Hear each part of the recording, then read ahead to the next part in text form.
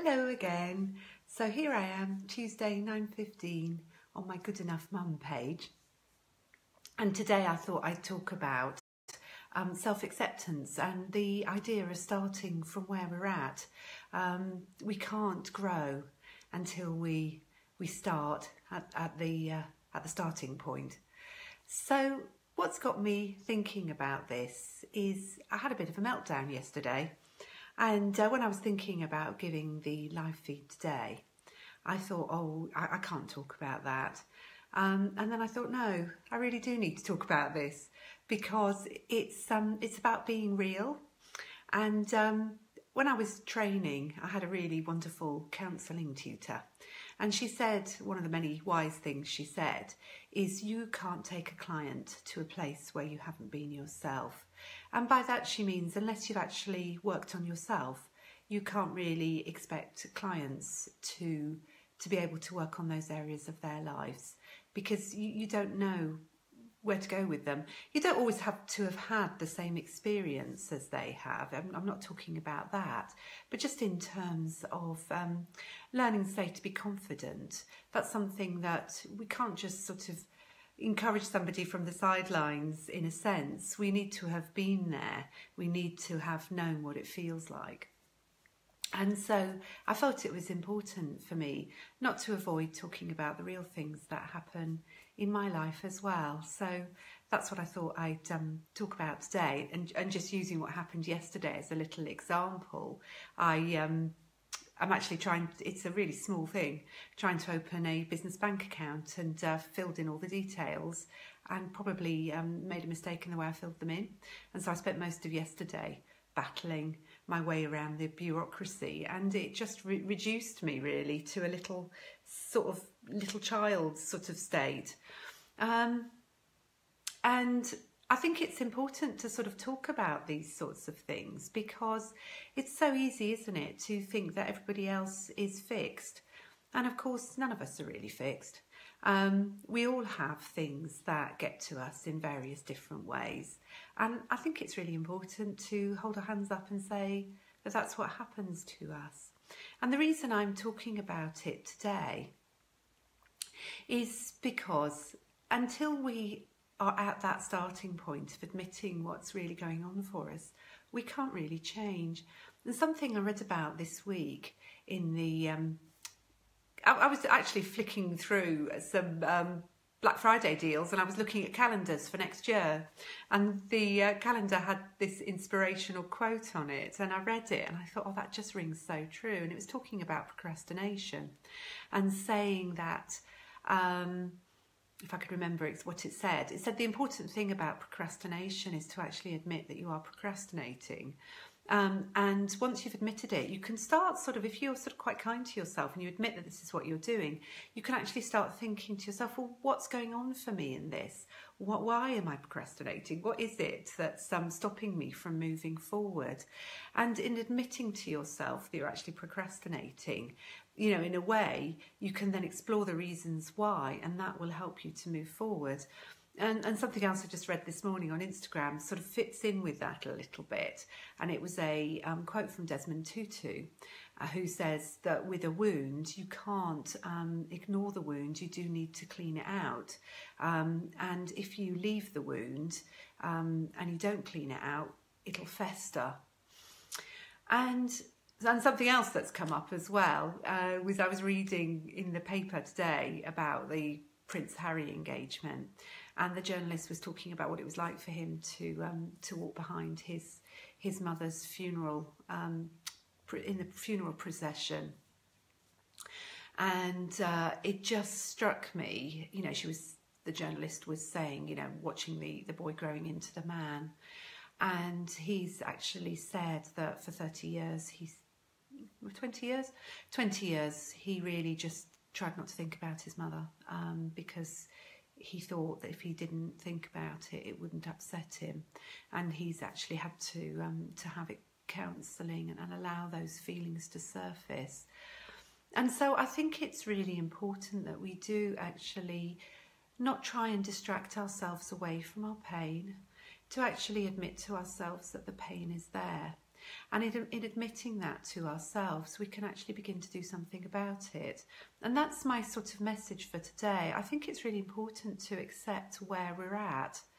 You know, I didn't want to talk about my meltdown yesterday because, you know, I'd really like to be this, you know, all singing, all dancing counsellor, somebody who's worked out how to manage their lives. And, you know, I've managed to make myself 100% invulnerable the whole time.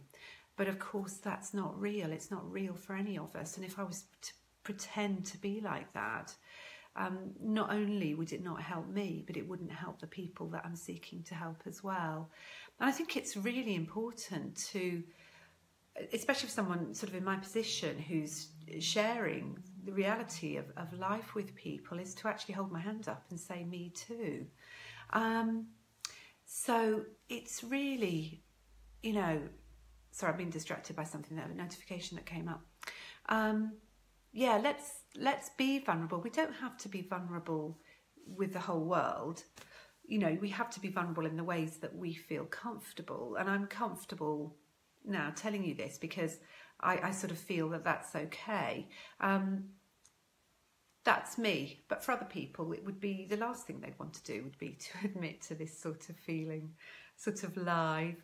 And that is absolutely fine. We should only really reveal our vulnerabilities to the people that we feel that we can trust if we're feeling really tender about them. But the most important thing is to actually admit to ourselves where we're at. Because if we can admit to ourselves where we're at, then we can start taking action on it. And we can start exploring it. And there is really no shame in being where we're at. And it's so difficult, I think, for people to really be at that place where they can just think, you know what, I'm okay where I'm at. And something that came to mind, I'm reading this really wonderful book at the moment, and I think it's going to take me a while to read it. It's called The Body Keeps the Score, and it's about trauma. It's about people who've been through trauma, and it's written by a psychiatrist who's got, you know, 40 years, 50 years experience of working in this field. And just seeing the effects of trauma on people and how people don't necessarily respond to talking therapies. It's just such a really interesting read. And one of the things he said, and I found this so helpful, he said that they just, sort of in the early years when they were looking at trauma, they did some experiments on sort of animals, and they looked at mice and rats, and they said that they compared groups. So they had groups where mice were sort of had a happy childhood, they had a safe nest, and then they had other mice or rats where their sort of original nest where they'd grown up was actually quite noisy and dangerous. I'm not sure if it was dangerous, but it was certainly sort of noisy and not very pleasant. But they said when those animals were then put in dangerous situations, they would head for home, even though home might not be a particularly pleasant or safe place to be. And that's had such a, it's really spoken to me, because what we often say, what people often say with people who are coming from abused families is, why do they go back? Why do they keep going back? And even when those mice and rats were in pleasant surroundings, and they weren't at home, but they were in pleasant surroundings, they would still go back to the nest, even though it was unpleasant when they were in danger. And I just think that's sort of, you know, a deep sort of safety level, the way we respond to events. And it's so important, I think. What that really spoke to me again, and this comes up so much in what I'm doing in my work, is it's so important not to judge people. And that's such a glib thing to say, but we really don't know what causes people to react in the way that they react.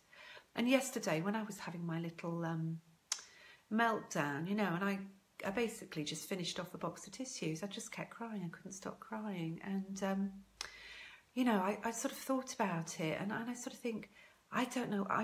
I don't know why that's there, really, why I reacted in that sort of way. I think I was sort of feeling sort of really worried about stuff.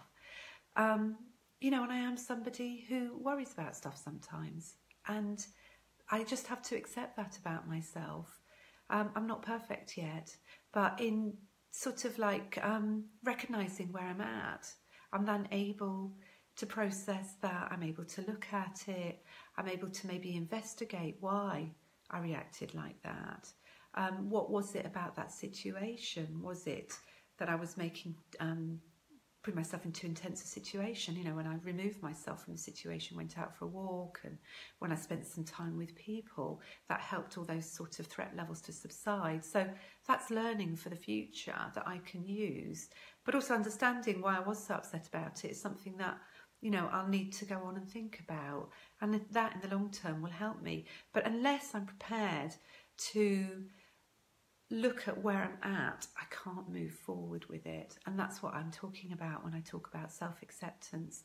We need to start with where we're at, because only when we're prepared to honour the person that we are at this moment that we can begin to look for healing, to find out what it is that we can do to help ourselves. And that's really what I'd like to share with you. And hi Saz, thanks for your comment. It's actually come up.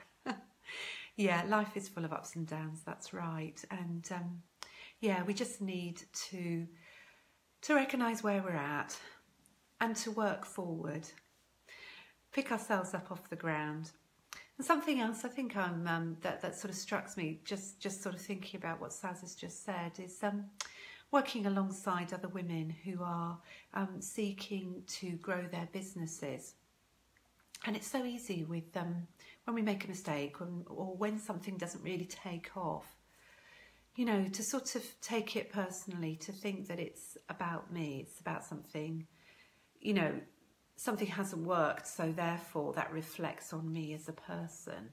And actually I think it's really important not to take that too much to heart. To sort of think, I'm okay as a person, it's just I haven't quite done this right, so I need to sort of see how I can fix it so that it works for other people. And it's being able not to take things so personally, I think, can help us, because fundamentally we're not judged by what we do, or we shouldn't judge ourselves by what we do. We are acceptable as we are. That's so important to remember.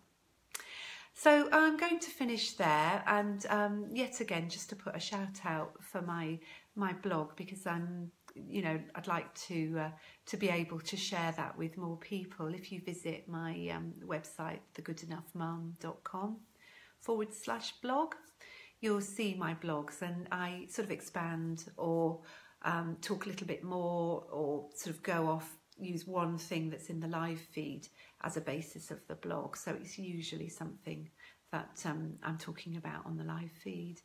So thanks so much for watching, and I will see you next week, Tuesday at 9:15, and go along and sign up for the blog. Thanks so much for watching. Bye.